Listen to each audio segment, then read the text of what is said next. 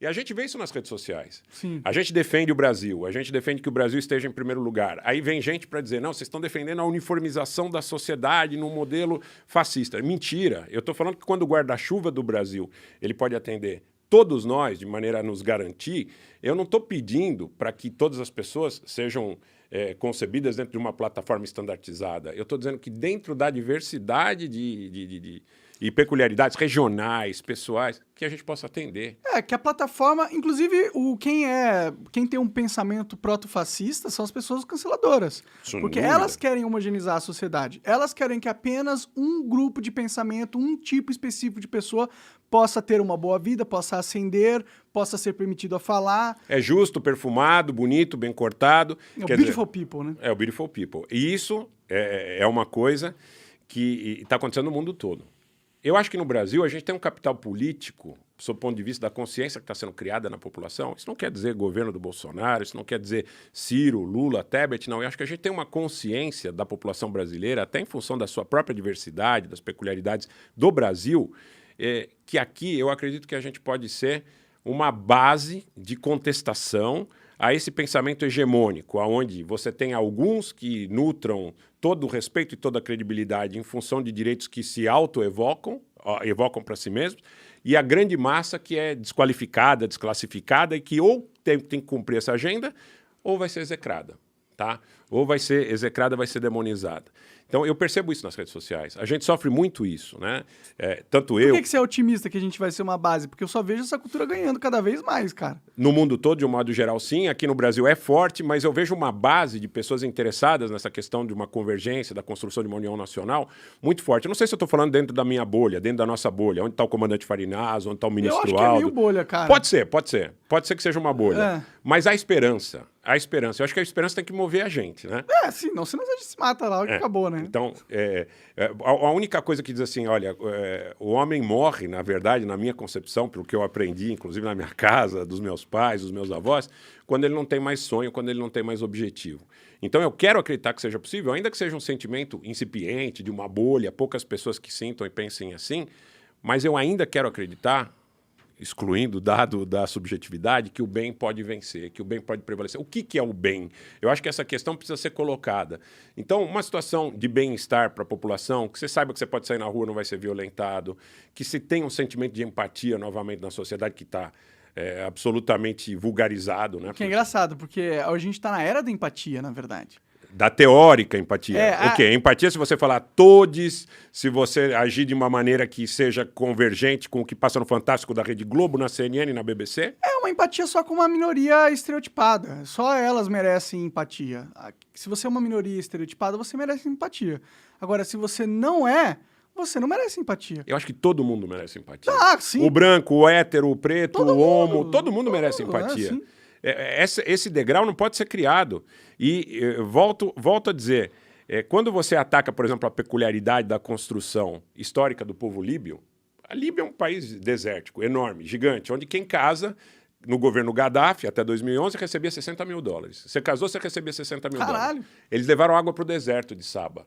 Eles tinham a universidade mais importante da África, a Universidade de Sirte. E eles estavam querendo negociar numa moeda africana. Eles estavam querendo criar uma moeda africana para negociar o petróleo da Líbia em moeda africana. Ou seja, eles tinham potencial. Muito grande. E o lance do exemplo. Não é só o que ele é o que ele está mostrando para os outros que eles podem ser também. Tá? Por isso que ele tinha que ser eliminado. Você tem que eliminar, porque ele é um pensamento contra-hegemônico. É como se fosse uma contracultura, no momento em que é importante ser contracultura. A juventude sempre foi rebelde, a juventude sempre foi contracultura. Agora você vê largos setores da juventude corroborando a ideia de que vale a pena ser a cultura do beautiful people, do mainstream. Eles vendem essa cultura como contracultura. Elas vendem assim, ó, você agora é um antifascista, um antirracista, um antinazista, um anti não sei o que lá. esses caras são os inimigos do mundo. É o nazista, é o racista. Tipo, eles são os que estão querendo prejudicar você. E você lutando contra eles, você tá sendo rebelde. Só que eles não entendem, porque os maiores inimigos deles não são essas pessoas que são imbecis e são pessoas que não devem... E aí, você sabe onde eles estão agora? Eles estão agora assistindo a gente aqui, loucos para pegar um corte, um excerto e deturpar o que a gente tá falando para mostrar para as pessoas que eles têm razão. Sim. Né? Eles estão loucos para pegar um corte, um excerto para dizer, olha, tá vendo? Realmente, olha, é perigoso porque o que eles estão falando é em linha com alguma coisa que é politicamente incorreto. Porque eles falam como se a gente quisesse defender esses exemplos de bosta. Tipo, nazistas fazem, não estão defendendo eles. Estão falando, tipo, tá, eles são realmente uns bosta. A questão é, quem tá querendo tirar a sua liberdade hoje em dia e tá conseguindo, não são eles são marginalizados. Qual que é o capital político do nazista aqui no Brasil hoje em dia? É quase... Isso é quase importante, não existe. isso é importante a gente dizer de forma muito clara. Execramos qualquer tipo de regime arbitrário. Execramos qualquer tipo de regime que seja de viés preconceituoso, que lute contra as liberdades das pessoas. O que a gente quer é mais liberdade, com responsabilidade e de uma maneira que as pessoas possam compreender que a gente quer semear aqui um sentimento inclusivo e de igualdade, sem hipocrisia. Sem hipocrisia. Quer dizer, a gente precisa cuidar do que é nosso aqui, porque nós estamos vendo o exemplo da Ucrânia, nós estamos vendo a Alemanha quebrar, nós estamos vendo eles criarem ali um ambiente para que a Alemanha não tenha mais capacidade de ter uma indústria competitiva, e a grande indústria da Europa é a Alemanha, isso é inegável.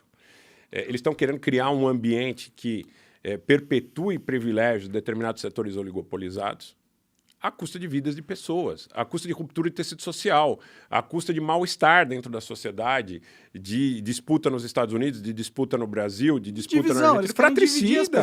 Fratricida. O risco que a gente corre aqui no Brasil, se a gente não ouvir a proposta de união e pacificação nacional, é a gente viver algo parecido com o que aconteceu, por exemplo, na antiga Iugoslávia. O privilégio que a gente tem é que a gente não tem essa divisão étnica e religiosa tão marcada. Aqui do Oiapoque ao Chuí, você pede um café, o cara vai te entender.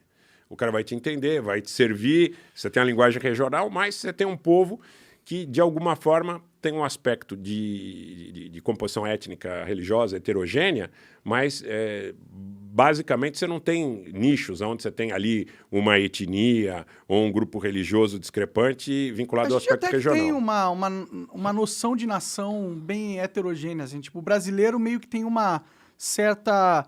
Tipo, a gente se sente ligado por ser brasileiro, tá ligado? É importante, mas é importante a gente disseminar esse sentimento, é importante a gente remarcar que a bandeira é de 215 milhões de brasileiros, que a bandeira não é de um grupo político, que a bandeira é verde e amarela, que a bandeira é uma só, que o hino é um só. Nisso o PT tá fazendo um bom trabalho, né? Tá usando ali a verde e amarela na campanha. Eu acho que o comandante Robson Farinazo, nosso canal, o ministro Aldo Rebelo e outras pessoas que têm falado nesse sentido, têm uma participação importante dentro desse contexto, porque nós fomos, à custa de muita dificuldade, num primeiro momento, a gente falou se é bolha ou não é bolha, talvez a gente perceba isso no processo eleitoral, espero que não, tá? Lembrando que eu não sou candidato, tá? Mas eu quero dizer o seguinte, que esse sentimento, principalmente entre a juventude, é um sentimento que, pelo menos, é latente. Isso que você colocou. Pô, eu quero proteger meu país. Eu fiquei muito contente pelo teu convite e muito contente por acompanhar suas postagens, por você falar na questão da necessidade do Brasil ter poder dissuasório. Você quer que o Brasil utilize esse poder dissuasório contra alguém? Negativo. Não. Você só quer tranquilidade e paz para o Brasil. Eu quero que ninguém venha aqui e fale assim, ó, agora o Brasil funciona desse jeito porque vocês são muito importantes para mim e eu preciso da seu agronegócio. Eu preciso dos valores, dos recursos naturais que tem para alimentar a minha oligocracia aqui do meu país, e você, infelizmente, está no meu caminho aqui. Então, eu sei que você quer ser independente, ter liberdade e tal, mas esquece aqui um pouquinho, porque eu preciso te usar.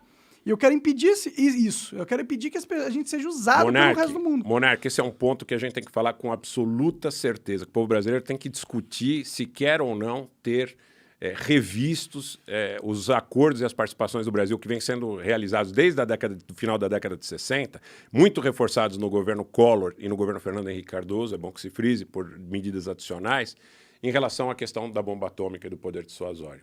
Então, aqui, eu quero de público prestar ao comandante Robson Farinazo a minha homenagem, porque foi publicamente um brasileiro corajoso, porque a gente está falando de pessoas que são execradas.